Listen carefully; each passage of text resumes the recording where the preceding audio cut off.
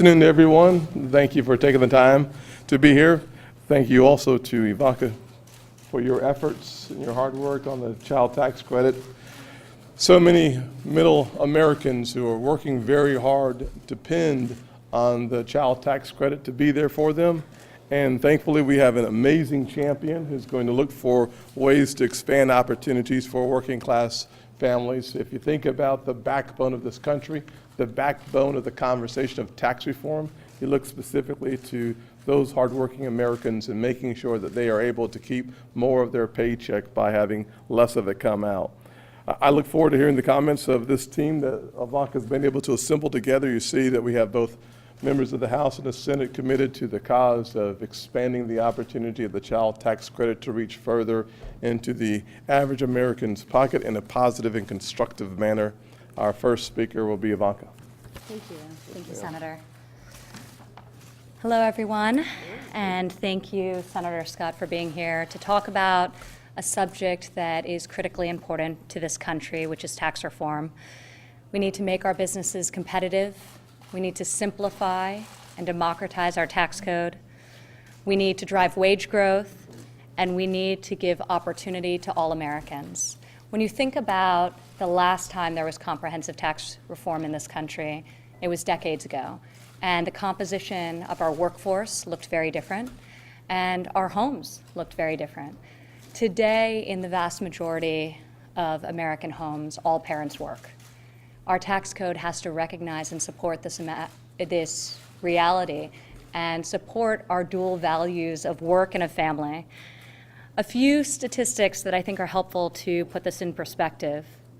The typical American family spends 29% of after-tax income on child care costs. The average annual cost of providing center-based care for 2 children exceeds annual median rent in every state and is the highest single household expense in both the Northeast and the Midwest. And the cost of full-time infant care outstrips the cost of in-state tuition in public 4-year universities in 2/3 of states and exceeds average food spending in every single state. So over the years, as wages have stagnated, the costs of raising a family have grown exponentially.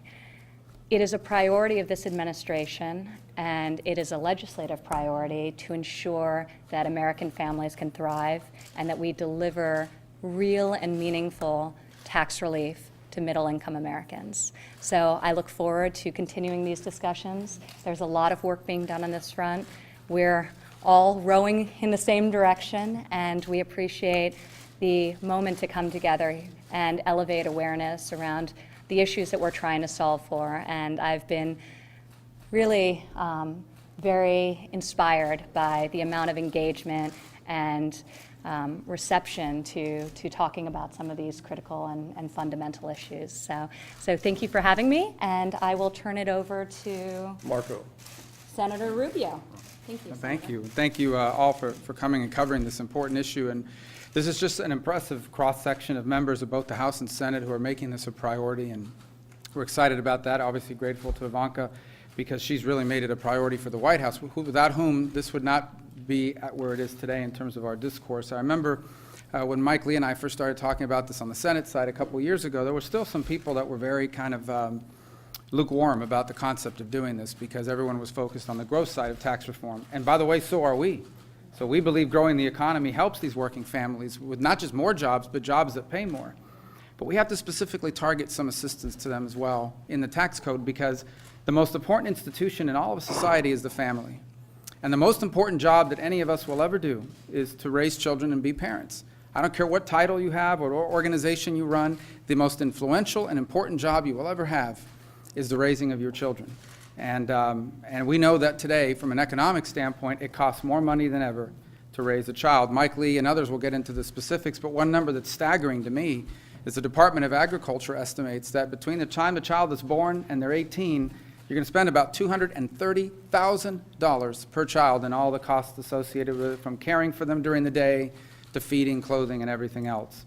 And then when they turn 18, it gets even more expensive, and that's another topic for another day. But this is designed to say that we're going to have a tax code that's pro-family. We're going to grow our economy. We're going to help America become globally competitive, but we are going to help working families in the 21st century. They are the only group in this debate that does not have a professional corps of lobbyists that are fighting in the back halls to make sure that they are accounted for in the tax code. That's going to be our job, and we will get that job done.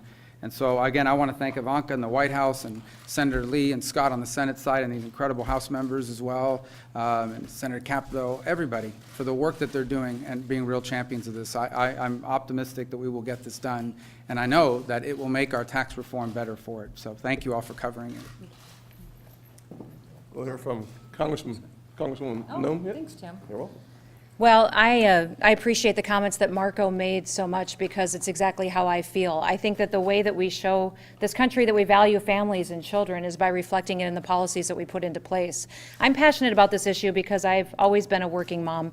In fact, I became a mom just weeks after my dad died and I took over our family business. So I didn't have the option to stay home. In fact, the day I got home from the hospital, I had to go back to work. So a lot of families are in that situation, and the state that I represent, the state of South Dakota, has the highest rate of working moms in the country and a very low household median income. The median income in South Dakota per household is $54,000 a year. So that's with both family members working, providing for that family, and I'm constantly reminded of this mom that I saw one night in the grocery store when we were both grocery shopping at about 11 o'clock at night. But she came up to me in the aisle and she had a handful of coupons and a grocery cart full of generic food, and she said, "Kristi, when is it going to get better?" She said, "I had to ride to town to save gas money with a friend of mine tonight. I couldn't take my son to the doctor or go to my daughter's ball game because I had to work tonight and get groceries. When will it get better?" And that's what this kind of policy will do, is for those individuals that work hard to provide for their families, will give them a little bit of extra money in their pockets. It'll help them provide for their families and a little bit of a hope that we can get this economy booming again and raise wages and give them and their children the futures that they've always dreamed of. And it starts with policies like this. So I serve on Ways and Means, which is the committee that's coming out with the tax bill on the House side, which will probably be the first text of legislation that you'll see. And I'm proud to say that the committee is united in making sure that we prioritize the child tax credit and bringing help to these families and bringing them a policy that rewards those who work and provide for their families and make sure that they recognize the expenses that they deal with every day in doing so. So we'll come forward with policies and have a robust debate on tax reform as we go through, but I'm excited about the potential that we have and the agreement that we have, not just on the committee, but also between the House, the Senate, and with the White House as well on these policies to get signed into law. Thank you. I think Shelley. Well, thank you all for being here, and thanks my colleagues. I want to thank on the Senate side Marco and Mike and Tim for their leadership on this issue. When the president joined us for lunch yesterday, the one big takeaway as we were talking about tax reform that he left in impression on my mind was this must be targeted to the middle income American. This must make a difference. This tax reform and tax cut bill must make a difference in their lives. And I think that's what we're talking about here today. And I think Kristi spoke very eloquently, I think, about families and how important families are and two-family earners. But there's a lot of single-parent workers in this country, in my state, across all of our states. And that, I heard Tim talk about, if I can say again, because Tim did such a great job talk about being raised in a single, his mom and his brother, and what an impact this would have had on his mom. To be able to provide for her most cherished things in her life, her two sons, to have that much more money in her pocket at the end of the day, to decide how she wants to, if they can go out for dinner or if they buy shoes or am I going to be able to put gas in the car to take them to their games, all the things that parents think about every day. And because they're burdened, or not burdened, because it's a welcome burden when you have children. That's a choice you make, and I'm a mother of three. It's a wonderful time to enjoy a family. But if every moment you're so concerned and worried about how am I going to afford this? How am I going to prioritize? So Ivanka, I want to thank you for your leadership, and you've been a great champion on this. As you can see, we're all singing from the same songbook, and we welcome that. And I look forward to getting this across the finish line to make a big difference for so many of those working families out there today. Thank you. Next, we'll hear from Senator Heller and then Congressman Rubio. Thank you. In an effort not to be repetitive, I do want to thank Ivanka for her leadership on this. I want to thank her for taking time. I want to thank her for making it a priority in the White House. The President's been talking for the last couple of years about the importance of tax reform. And we've all heard the stories about being competitive nationally, better jobs and better wages. But one of the things that this President talks about is making sure that there's relief for the middle class, and that's what this CTC is all about. If a statistic that's constantly reminded to me, adjusted for inflation, the average median income in the state of Nevada today, in 2017, is $7,000 less than it was 10 years ago. Stop and think about the median income is $7,000 less today than it was 10 years ago. And the child health care costs in Nevada are one of the highest in the nation. And that's what this CTC is all about, is to give that kind of relief. If you're a sheriff's deputy in Nevada and your wife's a school teacher and you have 2 children, what would this mean to you? What it would mean is it would probably cover the cost of 15,000 diapers. That's a lot of diapers. 15,000 diapers would probably defray the cost of your groceries for 3 to 4 months. Think about that, and of course with the high child care costs that we have in Nevada, you can imagine how much it would defray the cost of that child's care. I just want to make this point, and I appreciate again the leadership that's coming out of the White House. But to Nevada and to Americans, we hear you, and we are listening to you, and that's what this CTC is all about. Thank you. Well, I agree with everything that's been said here today by my colleagues. And Ivanka, again, thank you for your leadership on this issue. An expanded child tax credit is the right thing to do. Particularly having a payroll tax deductible so that the credit actually reaches the people who need it. For the people I represent in Alabama, this can make a tremendous difference. For the mom working the retail job, the dad driving the truck, or the parent working 2 or 3 jobs at a time so the other can stay home, having a couple of thousand extra dollars in their pocket is a really big deal. Some of our critics like to poke holes in our proposals because they might not be the silver bullet that's going to solve and fix every problem the country has all at once. Well, the people I represent don't expect a silver bullet. They don't expect easy fixes. They're proud to work for a living and provide for their families. What we can do is make life work just a little bit easier by allowing people to keep more of what they earn. I promise you, parents know how to spend that money better than the federal government does. So again, I'd like to thank everybody here. It's an honor to stand with these amazing colleagues and all the work that they've done, and look forward to getting this done on behalf of the American people. Thank you.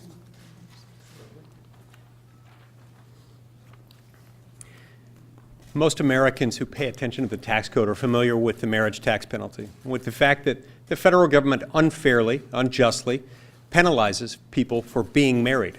Fewer are familiar with the parent tax penalty, the fact that we also penalize people for having children. This is not something we ought to be penalizing. In fact, what we should be acknowledging is that our senior entitlement programs, Social Security and Medicare, depend for their sustenance on newer generations of Americans coming along because they're pay-as-you-go programs. So today's Social Security and Medicare benefits are paid for by today's workers. Today's children will be tomorrow's workers, paying for the retirement benefits of those people who were on Social Security and Medicare at the time. And so we have to take those things into account, and yet our tax code currently doesn't do an adequate job of doing that. Take, for example, Adam and Jenny Toronto. They live in Salt Lake City. They just had their 6th child a few weeks ago. Each of these 6 children will be loved, will be raised, and ultimately will be contributing members of society, paying into the tax code, paying into our senior entitlement programs. Now, Adam and Jenny, in raising these children, will end up paying, on average, according to the lowballed estimates provided by the Department of Agriculture, about $1.4 million in raising those children.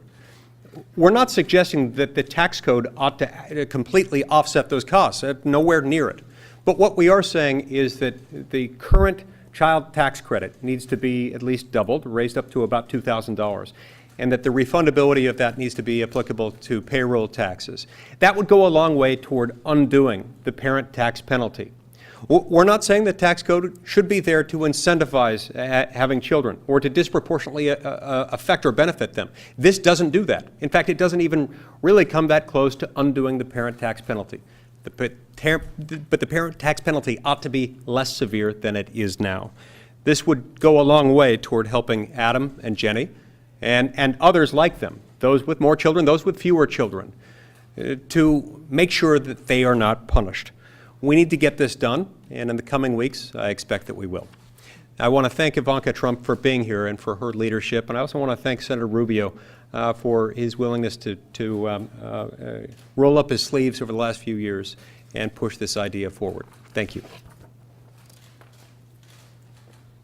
Thank you. I just first want to thank Ivanka and also to Senator Scott for your leadership on this issue. This issue is really personal for me. I raised my son as a single parent, and I know how I had my parents living across the street from me, and I had to care for them as well. I'm the so-called sandwich, one of those sandwich families, generation, still caring for that. And it was really tough to actually maintain my family business, care for my parents, raise my son. And this is going to be really helpful and to keep families together and also to help single parents out there who really want to work. And I thank Senator Rubio for emphasizing the importance of family in the most honorable institution in the most important institution in our society is our family, and caring for our children, and yes, caring for our parents. And I'm really, I would love to have had this benefit as a single parent. I had to run my family business, which was always very marginal and very tough, especially in upstate New York, the home state of our president and also this great ambassador, Ivanka Trump. But this is really an important issue, and I'm so grateful for the leadership of everyone, all of my colleagues here who've stood up for this. And this needs to be done to help America, to help our families, and particularly to help upstate New York. And I'm just grateful. And today my son is an active duty Marine. He's a first lieutenant, graduate of the U.S. Naval Academy. I heard Senator Scott's got a staffer who's also a graduate. So, the resiliency that we experienced together in fighting this was really helpful. But I also want to make sure that we recognize that there are people out there that want to work. They need this help. And child care credits are really a really great start. So thank you so much to all of you. And it's an honor to be here. Thanks. Well, thank you all for coming today. I guess I'm kind of batting cleanup here. And so I just want to really drive home the message one more time that an economic growth agenda is important for creating jobs and increasing take-home pay, but it's also critical that we focus on helping working families have more dollars to help defray the costs of raising young children. I'm a father with 2 young girls, ages 1 and 3. All of our communities are full of young families that are paying down their student loans, saving for college for their children, and paying the cost of childcare. Most families in my community, the childcare costs are greater than their monthly mortgage or monthly rent. Childcare costs are greater than what it would cost to send their children to college for a year. And so this is about helping families, in many cases working mothers, have the tools and the abilities to go back to work if they so choose or need to, and giving them the economic opportunity that they want. Far too often we have, I think, particularly mothers and families who have to decide between what it costs to go back to work and what it costs to, what they would make going back to work and what they would have to spend in childcare. So we need to defray those costs. We need to help those families have the economic upward mobility that they desire. To me, this is what tax reform looks like. The heart and soul of our country are these families that are struggling to make ends meet. They're hopeful for the future. They're optimistic about their future, and they want the very best country for their children. What could be more important than helping them have more dollars in their pocket to defray the cost of raising children and giving them every opportunity, helping them get into early childhood education, helping them defray those costs. This is about economic growth.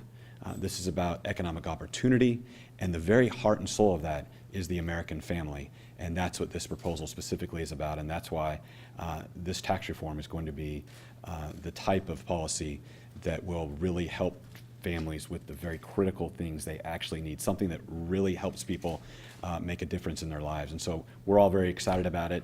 And I want to thank Ivanka and her leadership in particular, as she's been a powerful advocate for families, the single mothers out there that are struggling with cost, helping them with one more tool to be successful. So thanks to her and thanks to everyone up here. Look forward to getting this bill passed and on the President's desk. Yesterday, as Shelley mentioned, we had the opportunity to have lunch with the president, and I had an opportunity to ask a question about the child tax credit. And I want to say thank you to the president because he was clear, crystal clear, on the importance of making sure that the focus of tax reform was on hardworking Americans. He was equally clear that the importance of expanding the child tax credit was a priority. I want to say thank you to senators, Congress members for your dedication.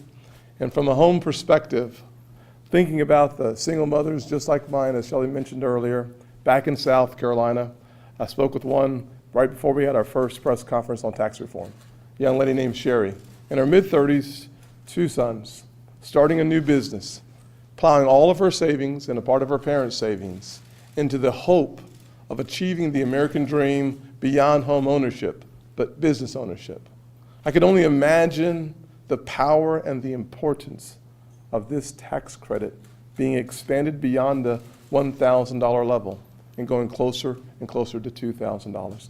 What that means for her, her family, and the prospects of her business success. Once again, Ivanka, thank you for championing this issue across this country. Your commitment, your dedication is much appreciated. I know most of us will be able to stick around to answer a few questions. Ivanka may have another appointment that she has to get to. But Thank you very much. Thank you all. Thanks. Good job. But we're happy to answer a couple of questions. Yes, sir. Child tax credit, are you worried at all about impacts might have on the deficit by making it fundable? I do not. I think that ultimately we have an opportunity to see the expansion of the child tax credit and for us to be able to incorporate that by looking at the dials that we have to turn. The cost of it, depending on how high you go and how far you expand the income, is a variable cost. We'll find that out in the next few weeks, but I think we'll be able to meet our obligations of finding $4 trillion of expenditures to eliminate, and at the same time growing our economy because of the $1.5 trillion ceiling we'll have there too. Any comments? Yeah, no, exactly right. Yes, sir. That's what I was going to say. Getting closer and closer to $2,000, does that suggest that you're not going to hit that mark? Doesn't suggest, it just means that at the end of the day, while we have members of Congress and members of the Senate here, the reality of it is that the Ways and Means Committee has to go through the process of marking up legislation and having every single member on both bodies and both committees having a chance to have input. So for us to suggest that something as a foregone conclusion would not, I think, represent our colleagues well. So this is a dynamic process. We certainly have proposals that have the $2,000 tax credit there, but we need to get our members involved in this process. So we are looking forward to a vigorous debate on an important topic. I'll touch on that. Yeah, Unless Marco. somebody else wanted to say, I just wanted to say about that, when Senator Lee and I first worked on it, it was at 2,500. So we're very open-minded people willing to compromise. But let me tell you, 2,000 is actually a real number the number matters. Here's why. If you look at what the tax code, when it was expanded